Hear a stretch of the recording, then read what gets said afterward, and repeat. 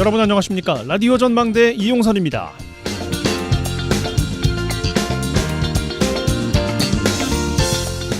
어제 발생한 경기 화성시 1차 전지업체인 아리셀 공장 화재로 23명이 사망하고 8명의 부상자가 발생했습니다.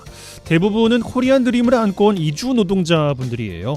서로 눈빛으로 응원하면서 두고 온 자식들을 생각해 힘내자던 엄마들이었다고 합니다. 이들의 사연이 하나씩 알려지면서 안타까움을 더하고 있는데, 여수에서도 17년 전에 외국인 보호소에서 화재가 발생하면서 10명이 숨지는 사고가 있었습니다. 단일 사고로 가장 많은 외국인이 희생된 사건으로 기록되고 있어요. 이번 경기 화성공장 화재 사건이 그 기록을 바꾸게 됐습니다. 희생자 대부분은 대피로 쪽이 아닌 막힌 공간에 대피하면서 피해가 커졌다고 알려지고 있습니다. 우리 사회의 더럽고 위험한 곳에서 값싼 임금으로 일하고 있는 이주 노동자들, 최소한의 안전을 지킬 수 있도록 자국 언어로 지속적으로 교육하는 것 정도는 기본이 아닌가 싶은데, 주한 중국 대사가 한국 기업이 이번 사건을 뼈아프게 느꼈으면 좋겠다고 충고를 했다면서 외교적 결례 아니냐는 이야기도 나옵니다. 뼈아프게 들을 건 듣고 고칠 건 고쳐야 다시 고귀한 생명이 희생되는 일을 막을 수 있지 않을까, 이런 생각해 봅니다. 오늘 라디오 전망대가 준비한 소식입니다. 지역 소식들 뉴스 브리핑 통해서 들어보고요. 매주 화요일 코너 언더독 문화산책 이어집니다. 잠시 후에 뵙죠.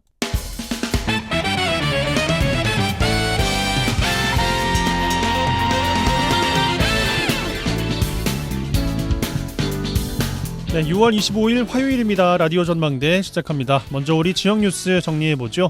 뉴스 브리핑 빅터뉴스의 장봉현 기자와 함께합니다. 전화 연결돼 있어요. 안녕하십니까? 네, 안녕하세요. 장봉현입니다. 첫 소식입니다. 전남도가 순천 연양틀 생활 폐기물 처리 시설 입지 선정 계획과 관련해서 감사를 진행했습니다. 결과가 나왔는데 대부분 위법 사실이 없는 걸로 드러났어요? 네, 그렇습니다. 전남도는 순천 시민 155명의 감사 청구에 따라 지난 5월 21일부터 이달 19일까지 생활 폐기물 처리 시설 입지 선정 계획 관련 사무에 대해 감사를 벌였습니다. 그 결과 감사 항목 14개 가운데 9개는 위법 사실이 없는 것으로 조사가 됐습니다.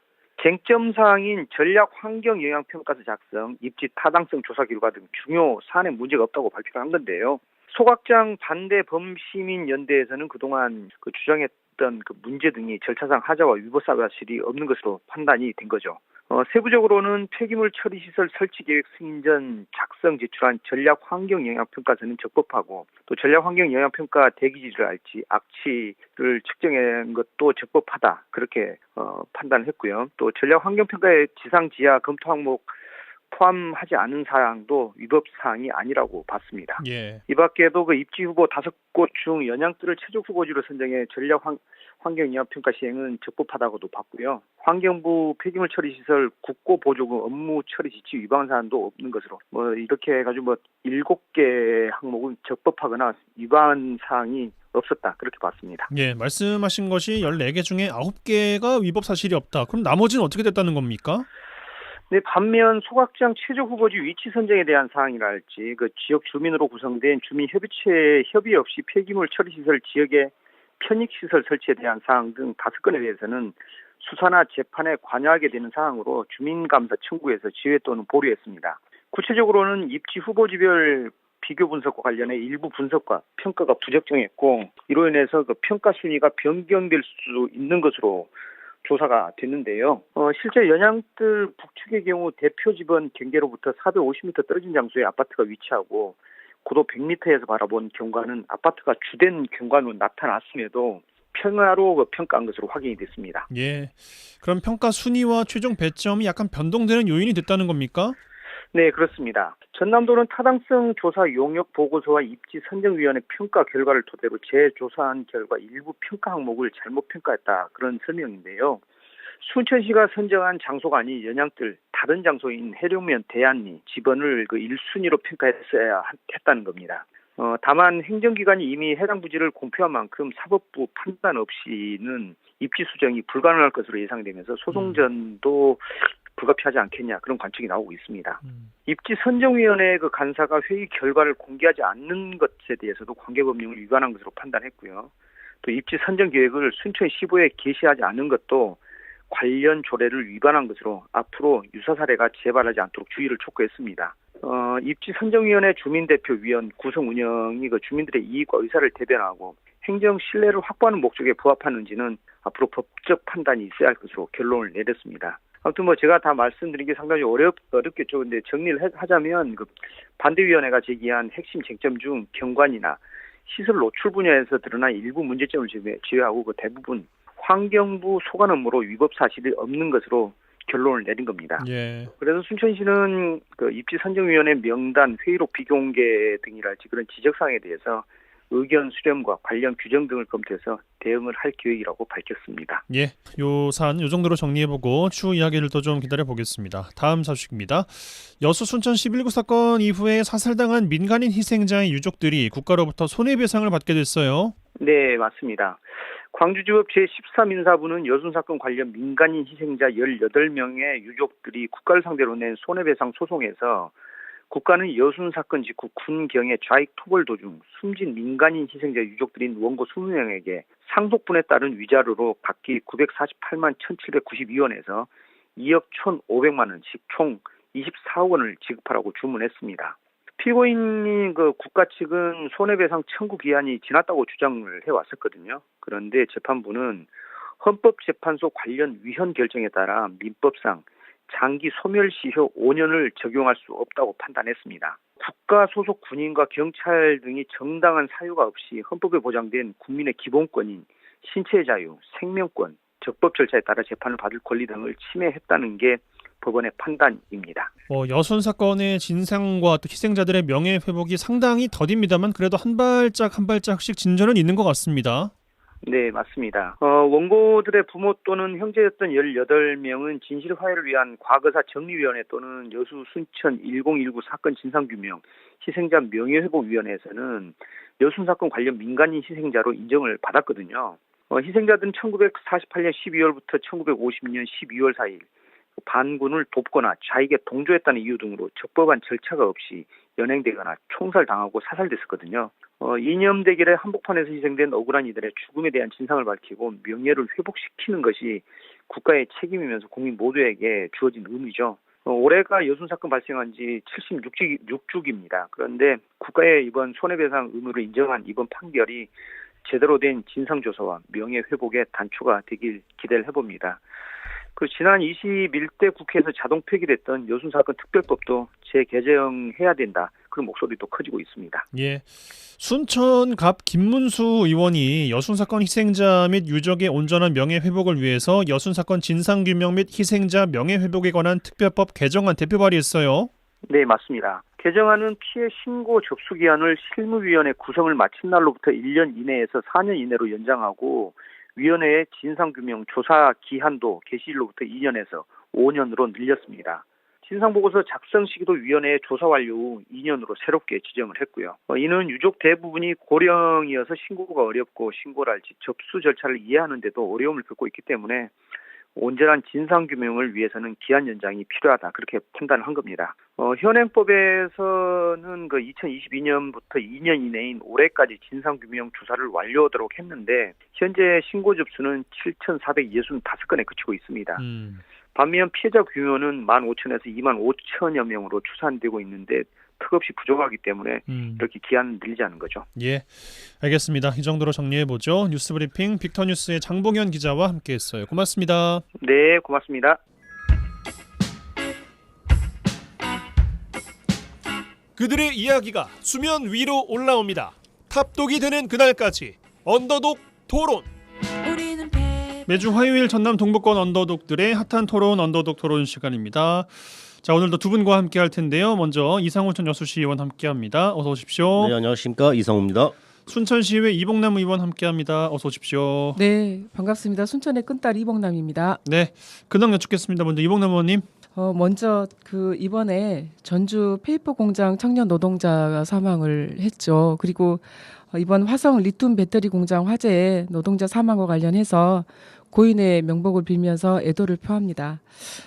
이번 주에는 친환경 수세미 몇 달 전에 모종 심었다고 얘기를 했잖아요. 네. 근데 벌써 한 달 됐더라고요. 그래서 수세미가 이제 막 엉켜져 있어요. 그래서 수세미 순치기, 또 묶어주기, 풀매기 이 작업을 주말에 좀 했고요. 그리고 지난주에 그 전라남도 순천교육지원청에서 그 청소년 의회 캠프를 하거든요. 여기서 이제 그 청소년 관련 뭐 주제 정책 개발도 하고 제안도 해서 여기서 이렇게 좀 선정된 것들을 시나 의회로 이렇게 제안하는 이런 활동들이 있는데 시의회가 어떤 일을 하는지 또 시의원들은 어떤 일을 하는지 그래서 잠깐 이렇게 짤막하게 좀 강의하는 시간이 있었는데 제가 시의원은 의사와 같은 역할을 한다. 이렇게 의사요? 의사. 닥터. 네, 닥터. 예. 그래서 아픈 것을 찾아내서 진단하고 처방해주는 이런 역할을 한다라고 얘기를 이제 했어요. 이제 여러 가지 얘기하는 것 중에 그 얘기를 하고 보니까 나는 그럼 그런 역할을 좀 잘 했나, 잘 하고 있나 이렇게 좀 되돌아보는 계기가 되더라고요. 그래서 오랜만에 초롱초롱한 눈빛의 청소년들을 보면서 좀 설레이기도 했고 좀 배우기도 하고. 다짐을 좀 가지는 이런 시간을 좀 가졌었습니다. 네, 알겠습니다. 이상원님 어떤 한 주 보내셨어요? 저번 주에 말씀했듯이 제가 전남 여성 인권 전센터 하면서 지금 노동부 조사를 받는다 했지 않습니까? 네. 저번 주에 조사를 받고 왔거든요. 그래서 저도 이제 노동법에 대해서도 많이 공부를 했습니다. 그 해고 예고 수당이라는 게 있는데 이게 중대한 하자가 있으면은 그 해고 예고 수당을 줄 필요가 없더라고요. 30일치에 대해서 급여에 대해서도 27일 날 해고됐는데. 그 해고되는 순간 바로 그 근로계약이 단절이 되더라고요. 그래서 일할 계산하는 거 이런 부분을 진정을 여셔가지고 이제 그 부분에 대해서 소명하고 왔고 뭐 직장 내 괴롭힘 이런 것도 저희들이 잘 소명하고 왔는데 이제 그분이 좀 진정을 열 때 좀 같이 한꺼번에 좀 같이 했으면 좋겠습니다. 이 건별로 여시더라고요. 지금 두 건을 집어 여셨거든요. 그러면 저희들이 가서 한 번만 조사받으면 되는데. 아마 또 다른 건으로 또 집어 여시겠죠. 그러면 또 제가 가서 또 그 부분에 또 소명해야 되는 이런 번거로움이 있다 보니까 좀 일이 한꺼번에 뭐 이런 진정을 하더라도 잘 정리하셔가지고 하면 저도 잘 소명할 것이고 또 그분 어차피 노동부에서 그냥 그 구제를 받으셔야 되니까. 예, 그 속해 계신 기관에 대한 이야기를 앞에서 많이 주시는데 예. 이 짤막짤막하게 주시면은 듣는 분들이 무슨 내용이야라고 잘 모르실 수도 있을 것 같아서 그 내용을 한번 주제 때 한번 제대로 다뤄서 이게 왜 자꾸 그 얘기 하시는 건지 이야기를 좀 주시면 좋겠어요. 알겠습니다. 다음 주에 제가 하겠습니다. 알겠습니다. 자, 오늘도 준비된 주제들 하나씩 이야기 꺼내 보겠습니다. 먼저 제가 드리는 주제. 최근에 여수시가 부산광역시, 부산 진구와 자매결연 협약을 맺었습니다. 일주일 전에는 해운대구와 자매결연을 맺었고 자매결연을 체결한 국내외 도시들은 많은데 과연 이게 뭘 하는 것이고 뭘 잘하고 있는 거냐라는 이야기들이 좀 나오고 있는 것 같습니다. 도시 간 자매결연 상황 어떻게 보고 계신지 먼저 이목남 의원께 드리겠습니다. 도시와 도시 간의 자매 결연은 필요하다고 생각합니다. 어떤 도시가 본인들이 이렇게 장점이 있는 많은 자원을 가지고 있는 도시가 있을 수도 있고 네. 또 없는 분이 있을 수 있고 그러잖아요. 그러면 이 부분들을 또 상호 보완하기 위해서 뭐 국내든 국외든 서로 이렇게 자매 결연 도시를 맺어서 뭐 문화예술 행사라든지 경제적인 부분이라든지 그런 부분들을 서로 교류할 수 있다라고 생각을 하고요.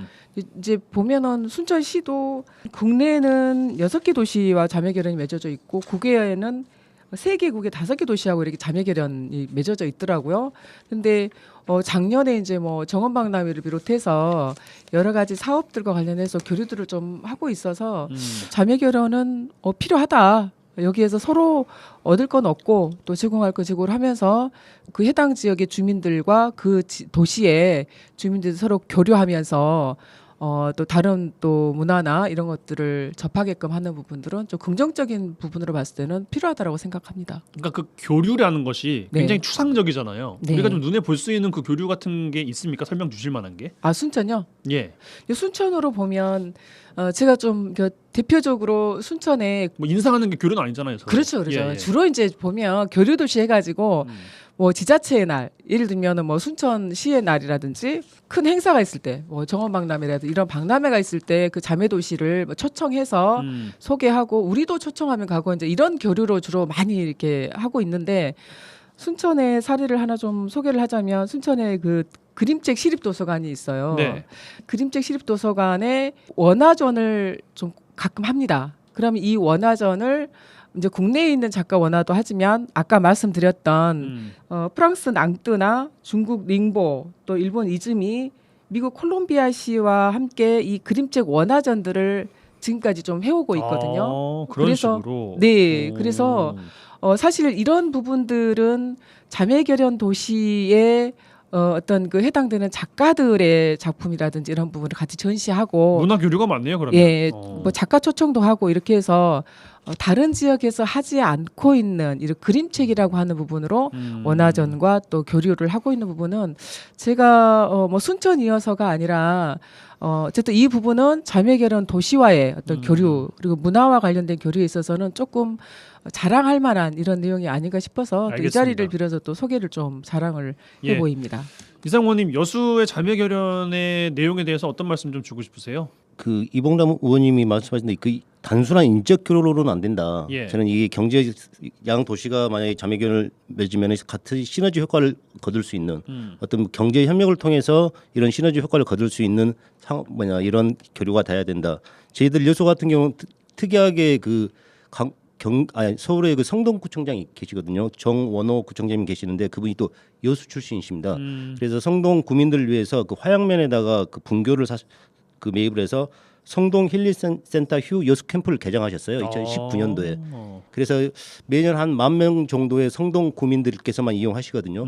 내려오시더라고요. 그래서 여수도 홍보할 수도 있고 또 경제 활성화에도 도움되는. 좋네요. 예, 이런 교류를 하셔야 되는데 단지 지금 진구하고 해운대 같은 경우는 여수 세계섬 박람회 관련해서 지금 이제 자매 결연을 맺었는데 어떤 특이한 사업 같은 게 없더라고요. 일반적인 내용, 뭐 교류 협력하자, 문화 교류하자 뭐 이런 건데 실질적인 이런 교류가 되어야지 그 양 도시가 시너지 효과를 발휘할 수 있다 이렇게 보고 있습니다. 궁금한 게 도시 간에 자매결연 맺으면 뭐 돈 드는 건 아니죠? 돈이 듭니까?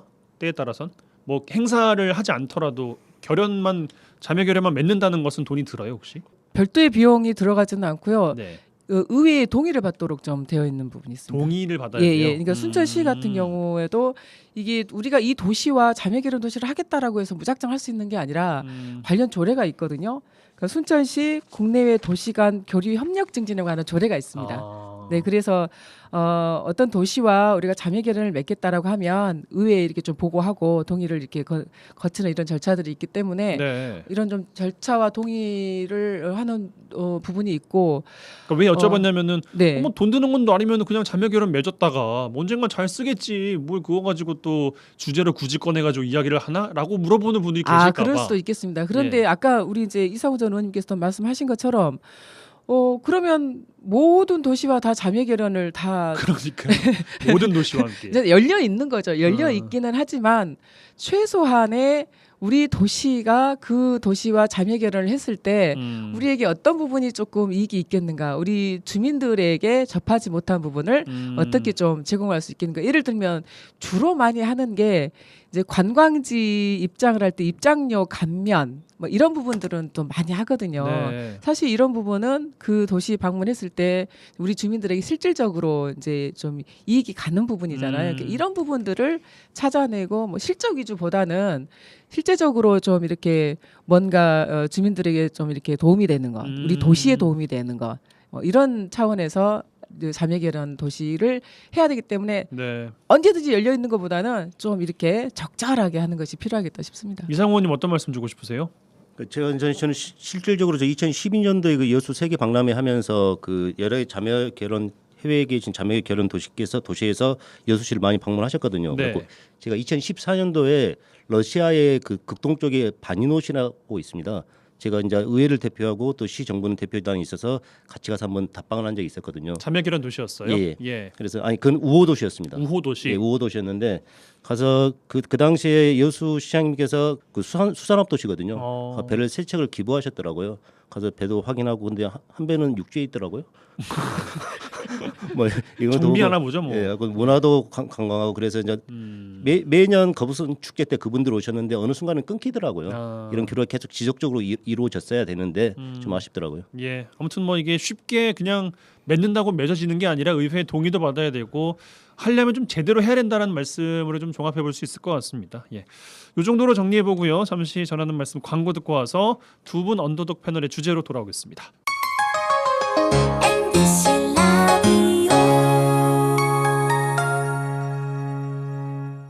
여수 MBC 라디오 전망대 함께하고 계십니다. 매주 화요일 코너 언더독 이상우 전 여수시의원, 순천시의회 이봉남 의원 두 분과 함께하고 있습니다. 자, 두 분의 주제로 들어가겠습니다. 먼저 여수로 가죠. 이상우 의원님 어떤 주제 꺼내시겠습니까? 그 여수시 공무원 사회에서는 특이한 몇 가지 관행이 있습니다. 아무런 죄의식 없이 직원들에게 허위 초과 근무 기록을 부탁하는 일, 그리고 매일 국장 과장님들 점심 모시는 날이라는 특이한 관행이 있습니다. 그래서 오늘 이 두 가지 잘못된 관행에 대해서 얘기해 보겠습니다. 말씀 주시죠. 일단은 여수시 같은 경우는 초과 근무 수당을 직원들한테 지급을 하는데요. 월 57시간까지 인정을 해줍니다. 아침 8시 전에 출근하면은 오전에 1시간을 인정을 해주고 오후 7시 이후부터 10시까지 하루에 4시간을 인정해주는 이런 시스템을 갖고 있습니다. 예. 그래서 이 부분에 대해서 하는데 또 수요일하고 금요일 날은 이제 오전에 빨리 출근하신 걸 인정하는데 오후 6시 이후로는 추가 근무를 또 인정하지 않고 있습니다. 이 금액이 이제 9급부터 6급까지 보면 한 50에서 70만 원 정도 이것을 별도의 수당으로 받고 있습니다. 1인당요. 예, 근무했을 경우에. 예. 57시간을 근무했을 때. 예. 예. 원래 이런 거 갖고 시 정부에서 직원들이 사기 진작을 해서 예전에 제가 제일 처음에 시원할 때는 30시간이었거든요. 네. 이것을 점진적으로 늘리고 있는 추세고요.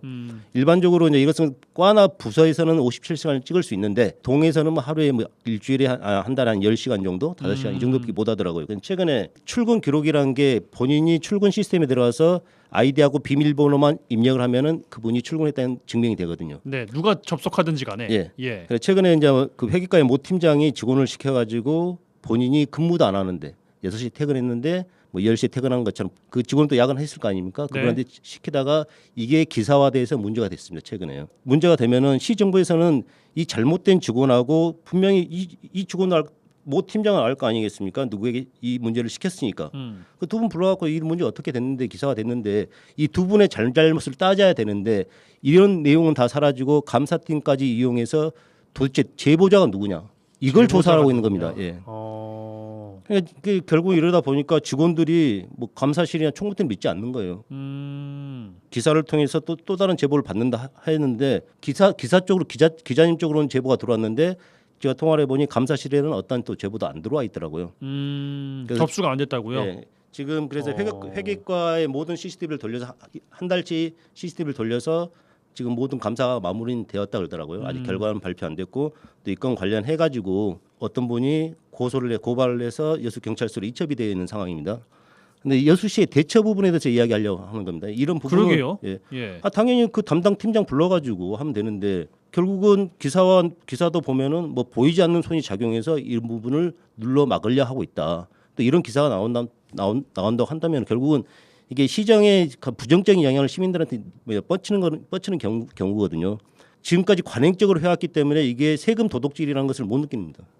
아니 그건 이해가 안 되는데요. 한 달에 4-50만 원이면 굉장히 큰 돈이고 그렇죠. 뭐 여수시 공무원분들 차이는 있다고 말씀 주셨습니다만 2,000명이라고 했을 때 이 금액이 상당한 건데 이게 어떻게 관행이 될 수 있고 그걸 왜 뭉개려고 하는지 이해가 전혀 안 되는데요. 그동안에 뭐 직원들은 그 십시일반으로 내가 뭐 아이디 주면서 이거 근무표 나오면 아침 일찍 좀 뭐 8시 전에 출근처럼 해주라. 그리고 뭐 퇴근할 때 이러 해줘라. 관행적으로 해왔다는 이런 이야기들이 있더라고요. 근데 이게 진짜 어찌 보면 범죄거든요. 그렇죠. 그러니까 이번에 이것을 뿌리 뽑을 수 있는 저러의 개인데 담당 직원 불러서 당신 뭘 잘못했냐. 그에 대해서 일벌 100개를 하면 될 건데 이것을 좀 뭉개는 이런 분위기더라고요. 그 제보자가 누군가. 이봉남 의원님 순천도 이런 식의 이야기를 들어보신 적이 있습니까? 오래전에 좀 그런 사례들이 간혹 좀 있었는데요. 그래요. 지금은 많이 거의 저는 없어진 걸로 알고 있습니다. 줄어들고 있는 추세이겠죠.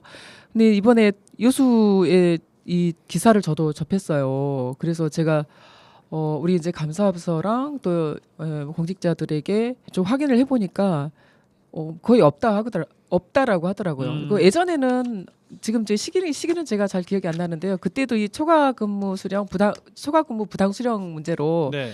저희가 의회에서도 감사도 좀 있었고 했었는데 약간 좀 비일비재한 적이 좀 있기는 있었습니다만은 지금은 거의 뭐 사라지고 있는 추세로 보이고요. 뭐 여수시에서 이제 기사가 나서 그렇긴 하지만 여수시만의 문제는 아닌 것 같고 이거는 이제 공직 기강이 굉장히 지금 해이해진 거잖아요. 이게 도덕적으로 굉장히 지금 심각한 사항이라고 생각을 하는데 이건 기본이거든요. 기본이고 우리 시민들을 대하는 우리 공직 사회에서 어떤 신뢰와 이걸 기본으로 해야 되는데 아마 우리 여수시에서 전 지자체를 대상으로 청렴도 평가가 또 있을 건데 청렴도 평가에서도 이게 굉장히 큰 마이너스로 좀 작용을 해요. 공직사회 내에서 좀 자정 노력이라든지 그리고 여수시 의회에서 한번 좀 강하게 좀 짚어봐야 될 사항이 아닌가 알겠습니다. 이런 생각이 들더라고요. 예. 그리고 부서장 점심 모시는 날 요거는 그 보통은 부서장이 밥을 사준다거나 이렇게 이해를 했는데 그 내용이 아니에요? 부서원들이 사비를 걷어가지고 부서장 점심을 사주는 방식인 거예요? 이게 매일 국장님과 과장님들 점심 모시는 날이 있습니다. 네. 매일 있습니다.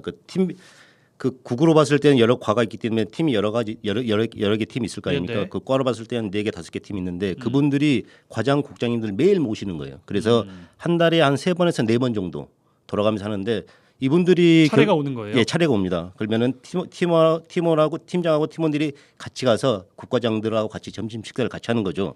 근데 문제는 이제 금양비라가 있는데 금양비 같은 경우는 목이 그 야간 근무할 때 저녁 식사 비용으로 사용한 게 금양비고 그리고 식대로 월정액으로 한 11만 4천 원이 나오더라고요.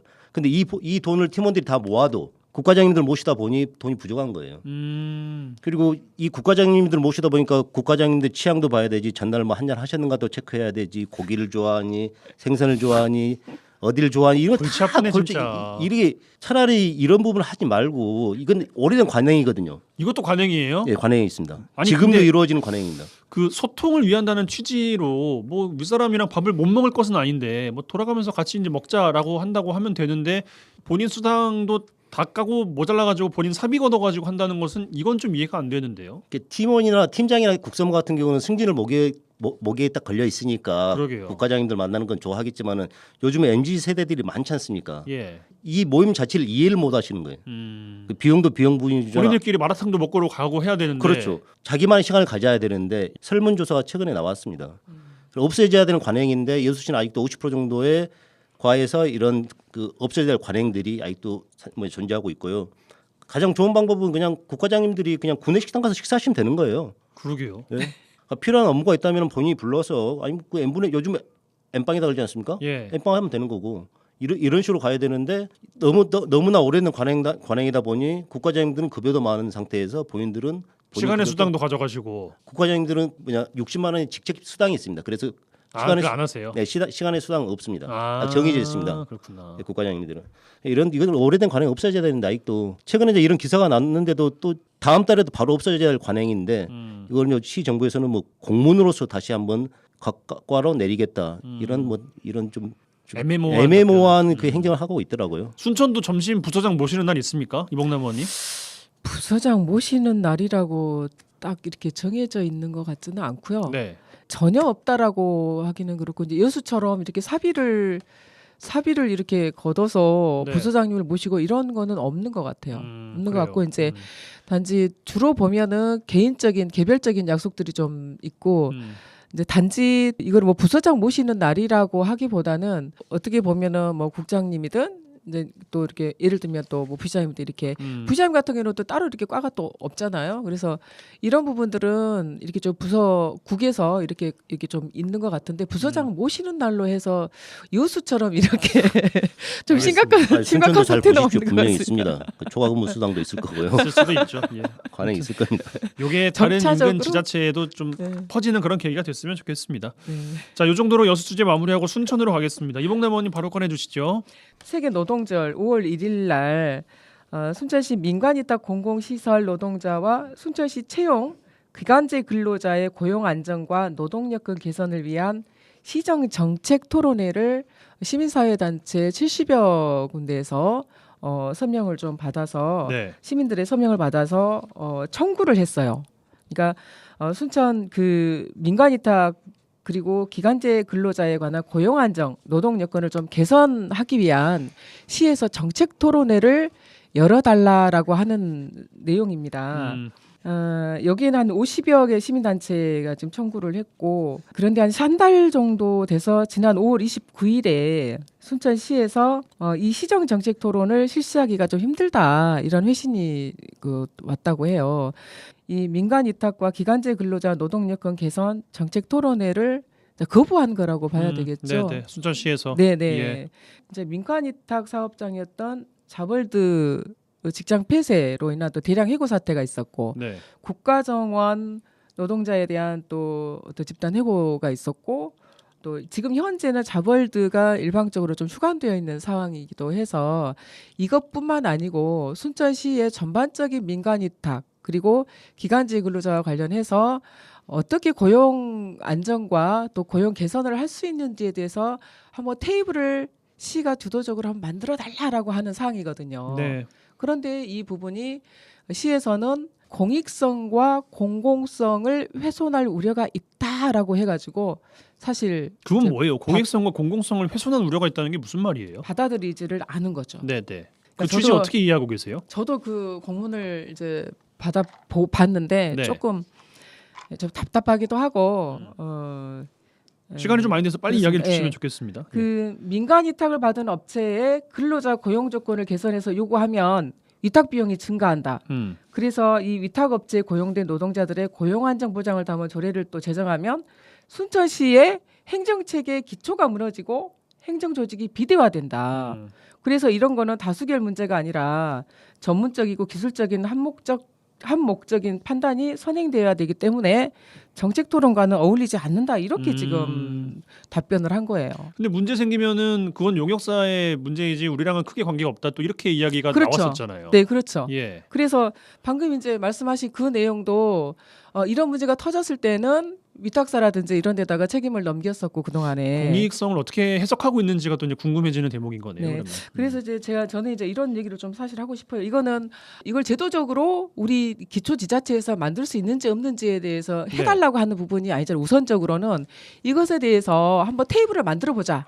우리가 전문가를 초청해서 그리고 현장에 있는 목소리를 듣고 또 제안하고 싶은 내용, 제도적으로 개선이 가능한 내용이 뭐가 있는지, 전국적인 현황은 어떠한지 이런 부분을 가지고 정책 토론을 한번 열어보자라고 하는 내용이거든요. 그러니까 해달라고 하는 내용도 있지만 해달라고 이거를 만들어보자라고 하는 내용 이전에 우리가 만나서 행정과 당사자와 또 의회와 또 단체가 함께 좀 전문가들이 만나서 정책 토론을 해보자라고 제안한 내용인데 이거조차도 좀 하기가 어렵다라고 했다는 것 자체에 좀 굉장히 사실은 좀 답답하고 사실 저는 좀 화가 좀 많이 좀 났어요. 네. 그러니까 순천시는 보통 노 시장님 SNS를 통해서도 이야기가 현안에 대해서 다 이야기를 하시니까 보통 보면은 이제 대화 상대가 강경하다 이제 이런 내용들 미래로 나아가야 된다 불법의 여지 없다 대응 잘해서 잘 따져보겠다 이제 이런 취지로 이야기를 이제 주로 주시는데 현장에서 나온 이야기 조금 다른 것 같습니다. 이상호님 어떤 말씀 주고 싶으세요? 그러니까 지금 정원 박람회를 통해 갖고 순천시가 명품 도시로 가고 있고 또 K 애니메이션의 또 선도 도시로서 지금 순천시가 나아가고 있지 않습니까? 네. 그런데 매번 이런 자벌드 문제, 노사 문제를 들여다보면은 이 고용 부분에 있어서는 낙제점 도시다 이리 평가할 수 있을 것이고요. 예전에도 제가 계속 이야기했지만은 이게 지금 기간제 근로자도 이분들의 생계 수단일 것이고 그분들이 또 누군가의 또 가장일 거 아닙니까? 이분들의 순천 시민이고요. 순천 시민이고 그래서 이 급여의 문제 이런 부분에 대해서 순천시가 당당하다면은 민간 위탁 시키지 말고 직영하면 되지 않겠습니까? 직원들 파견하고 공무직들 해서 노동 안정을 시키고 근데 이런 것도 하지 않으면서 예산 절감을 위해서 위탁을 주고 있는 상황 아니겠습니까? 제주도 같은 경우는 좋은 사례가 있듯이 이분들이 기간제 근로자가 끝났을 경우에 이분들의 근로 안정을 위해서 어떻게 해야 될 것인가 이런 부분에 대해서 정책 토론을 좀 하자는데 무슨 공공성이 있고 공익성이 있고 이건 인식의 문제가 부족한 겁니다. 제가 봐서는 지금 순천엔 이런 큰 규모의 이런 산업 시설이 없지 않습니까? 여수나 광양이 있다 보니 이런 노사 문제는 정말 뛰어난 저희들 공무원들이 많이 있거든요. 이런 문제는 비약적으로 말씀드렸는데 좀 노사 문제에 좀 정향적인 자세가 필요하지 않을까 이렇게 생각됩니다. 이봉남은 1분 드리고 마무리하겠습니다. 예. 이제 올해 국가정원은 그동안에 이제 대행해서 사실 거의 직영 형식으로 올해 이제 운영을 하고 있습니다. 네. 그동안에 운영했었던 것보다는 좀 다른 방식으로 올해 운영을 하고 있다는 말씀은 미리 말씀드리고요. 공공부 부분 이 비정규직 고용 불안 해소라든지 이런 좋은 일자리를 만들기 위해서 사실 정책 토론회는 이 부분을 우리가 해소할 수 있을 것인가를 우리가 찾아보자라고 하는 거기 때문에 이거 자체를 좀 거부한다는 것은 좀 문제가 좀 있다. 그리고 이 테이블이 만들어지다 보면 이게 될 수 있는지 아닌지가 또 나오거든요. 네. 그래서 다른 지역에 특히 그 도 차원에서 10명 이상 대량 실직자가 발생할 경우에 제주도에서는 이거에 선제적으로 고용안정 지원제까지 마련을 좀 하고 있잖아요. 조례로서. 그리고 얼마 전에는 이 제주도에서 1년 미만 근무하는 기간제 근로자에게 퇴직금을 지급하는 제주형 약정 퇴직금 제도를 한번 도입해보자라고 하는 이런 검토도 좀 몇 년 전에 있었어요. 네. 그래서 이렇게 전향적으로 두 사안에 대해서 민간 위탁과 기간제 근로자에 대한 두 사안에 대해서 타 지역에서 이렇게 적극적으로 고용 안정을 하려고 하는 사례들이 있는데도 불구하고 순천도 검토해볼 필요가 있다. 공익성과 공공성을 가지고 알겠습니다. 이 테이블 자체를 마련하지 않는다라고 하는 거는 다시 한번 우리 예. 시에서 전향적으로 생각을 하고 알겠습니다. 좀 했으면 좋겠다라는 얘기를 하고 싶습니다. 예, 언더독 이번 주 이 시간 이 정도로 마무리하겠습니다. 이상훈 전 여수시의원, 순천시의 이봉남 의원 두 분과 함께했어요. 두 분 고맙습니다. 네, 수고하셨습니다. 감사합니다.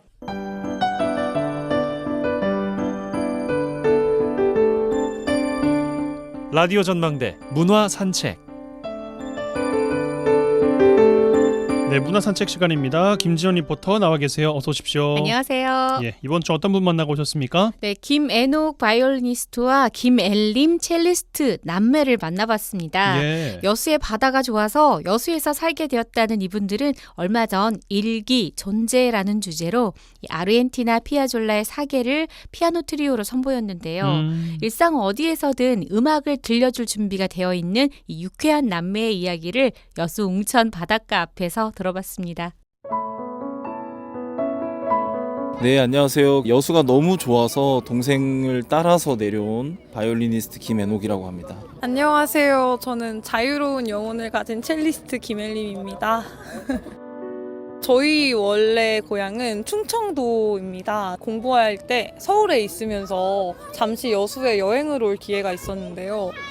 너무 지쳐 있었던 마음을 가진 시기였는데 여수에 있는 웅천 앞바다가 저를 위로한다는 느낌을 많이 받았어요. 그렇기 때문에 여수에 와야겠다고 결심을 했던 것 같습니다. 그 시간이 한 오전 10시경이었는데 아무도 없는 모래사장에 그냥 덩그러니 바다랑 배가 놓여 있더라고요. 배가 떠다니는데 아무렇게나 바닷물이 왔다 갔다 하는 모습도 좋고 그냥 모래가 만져지는 그 질감도 좋고 위로하고 있나 나를? 이런 느낌을 많이 받았었던 것 같아요. 만성리도 가보고 모사금도 가보고 신덕도 가봤고요. 지금 느낌이 정말 많이 달라요. 확실히 그 웅천은 좀 탁 트인 느낌이 있고 모사금은 뭔가 숨어있는 그런 진주 느낌? 이 있고 신덕은 뭔가 오래된 듯 하면서도 요즘 말씨처럼 힙한 느낌이 좀 있는 것 같아요. 이 해안도로를 달리는 게 사실 엄청 좋잖아요. 그런데 이 여수에서 정말 사람들이 누리는 특권 중에 하나가 해안도로가 그냥 일상에 이렇게 펼쳐져 있잖아요. 신월동도 그렇고 소호동도 그렇고. 근데 그런 일상적인 그런 자연의 누림이 너무 좋더라고요. 특히 소호동이. 그때 이제 제가 군 생활하고 있을 때인데 같은 느낌을 받았던 것 같아요. 아, 이 도시는 왜 나를 이렇게 감싸주는 느낌이 들까 하는 마음이 들었던 거죠. 제가 내려온 지가 이제 한 4년 정도 된 것 같아요. 제가 이제 첼로를 전공하다 보니까 카페 사업을 하면서도 쉬는 타임에 손님이 가는 이제 러쉬 타임이 끝나면 연습을 했어요. 첼로 연습을 했는데 그때 마침 여수시립합창단 선생님들이 저희 카페 단골이셨거든요. 그런데 제가 엄청 큰 리트리버를 키우고 있어요. 프렌이라는 리트리버인데 그 다른 바이올린 하는 선생님한테 여기 너만한 강아지가 있어. 그래서 그 합창단 선생님이 소개를 해주셔서 그 언니를 소개받아서 같이 이제 시립합창단에 필요한 연주들을 도와주다가 음악 활동을 본격적으로 하게 됐어요.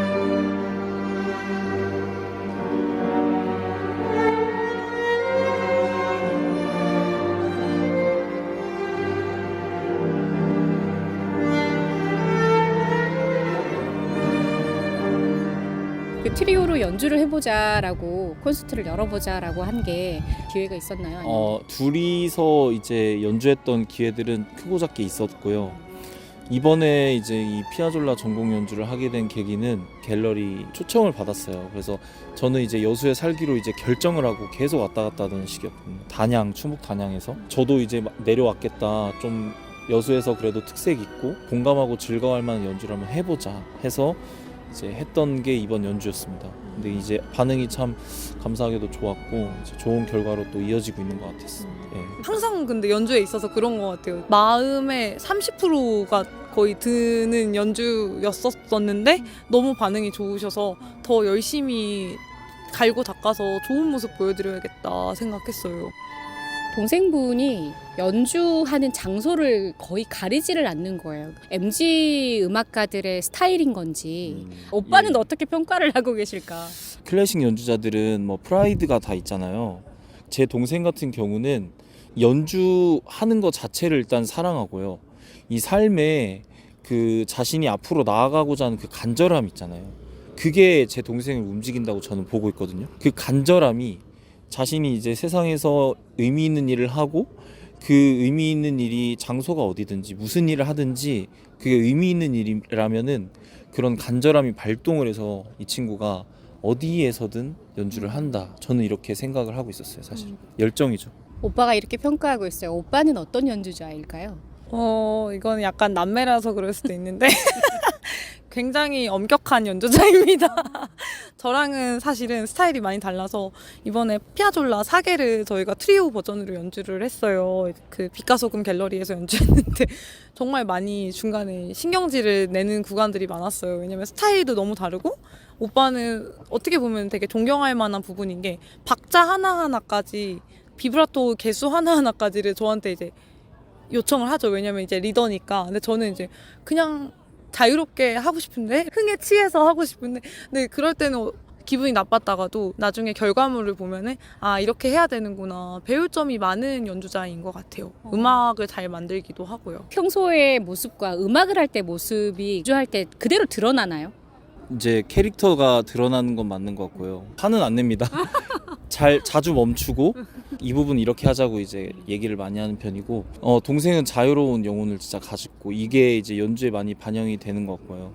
저 같은 경우는 어느 정도 나이가 있고 이제 조금씩 삶의 경험들이 축적이 되면서 리듬이라고 할까요? 그런 표현을 해야 될 때와 또 이렇게 가야 될 때와 이런 것들을 이제 구분하기 시작한 것 같아요. 이제 음악을 이렇게 전체적으로 통전적으로 이렇게 바라보려다고 하다 보니 좀 그런 차이점을 아마 동생이 많이 느끼는 것 같아요.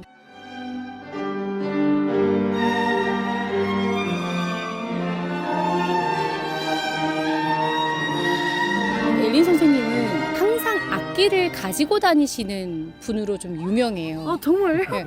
핑크 첼로. 왜 항상 어딜 가든 악기를 들고 다녀요? 굉장히 온도와 습도에 민감해요. 그래서 제가 사실은 경험이 많은데 차에 뒀다가 악기가 터진 거예요. 네, 그런 경우가 되게 많아서 사실 그게 1차적이기도 하고요. 언제 어디서 저에게 연주를 요청하실지 모른다는 생각을 항상 하고 있었어요. 원래는 그럼 그냥 안 할게요 하면 그만이긴 한데 그러기에는 저는 사실은 제가 열심히 했던 곡들도 많고 저는 준비되어 있다고 생각하기 때문에 보여주고 싶은 마음이 있었기 때문에 언제 어디서든 요청하시면 연주해 드릴 수 있다 이런 의미도 있는 것 같아요. 저는 거의 부엉이 같은 성격이라 새벽에 연습을 많이 했는데 새벽에 거울 앞에서 연습을 하면 그렇게 제가 너무 잘하는 것처럼 느껴져요. 근데 동영상을 보니까 그렇지 않더라고요. 그래서 더 열심히 해야겠다 이런 마음에서 또 반작용으로 오기도 생기고 그럼 왜 못해? 더 열심히 하면 되지. 더 좋은 연주 많이 하면 되지. 이런 자신감 반 오기인 것 같아요. 에녹이라는 바이올리니스트를 어떻게 이야기를 하세요? 주로 이제 저의 연주를 감상하신 분들께서는 많이들 우시더라고요. 그 가슴이 저릿저릿하다라고 얘기를 하시면서 이렇게 저의 어떤 삶이 느껴진다라고 많이 표현을 해주셨던 것 같아요. 저는 사실 테크닉이 뛰어난 연주자는 아니거든요. 저는 오히려 테크닉은 평범한 연주자인데 연주자로서는 삶에 매우 다양한 다채로운 경험을 했다고 생각하거든요. 한 6년 정도 공백이 있었어요. 제가 29살 때까지는 충북의 시 소속 교향악단에 있기도 했고 이제 다양한 음악 활동을 하다가 군대에 갔거든요. 늦게 헬기 조종사가 돼야겠다 하고 이제 음악을 내려놓고 간 거예요. 공부하고 훈련하고 부사관 생활도 하고 그러다가 하나님 만나서 전역하고 선교사로 가겠다 해가지고 훈련받고 막 아프리카 탄자니아에 갔다 오고 인도에 갔다가 올해 이제 귀국한 거거든요. 그러니까 그게 6년의 공백이었어요. 아직도 이제 극복하고 싸우는 이제 것이긴 한데 인생이 정말 이렇게 힘든가라는 그런 경험도 굉장히 많이 했던 게 오히려 음악에 많이 녹아졌더라. 그래서 자신감을 얻었고 다시 이제 잘 준비해서 정말로 사람들의 영혼을 치유하고 기쁨을 나눌 수 있는 음악을 하는 사람이 되고 싶다. 엘림 에녹 남매의 모습을 보여주게 될 텐데 어떻게 우리가 기대를 하고 있으면 좋을까요? 예. 저희는 인류는 아니지만 유형의 가치를 넘어서는 그 무형의 가치 그런 것들을 이렇게 느낄 수 있는 통로로 연주하고 싶습니다. 그래서 가슴이 뜨거운 연주, 뜨거워지는 연주, 집에 가면서도 생각나는 그런 가슴을 시리게 하는 그런 연주를 하고 싶어요. 귀가 즐거운 연주보다는. 그 관객분들의 시간이 참 귀하다, 소중하다. 그 분들의 5분만 제가 합쳐봐도 50분이면 벌써 너무 큰 시간이잖아요. 그래서 그 시간을 헛되이 쓰시지 않게 최선을 다해서 멋진 연주를 보여드릴게요. 매 순간순간마다요. 저는 여수에 사는 게 너무 즐거워요. 앞으로도 즐거운 모습으로 행복하게 지내면서 좋은 모습 많이 보여드리겠습니다. 네, 화요일 라디오 전망대 마치겠습니다. 이용선이었습니다.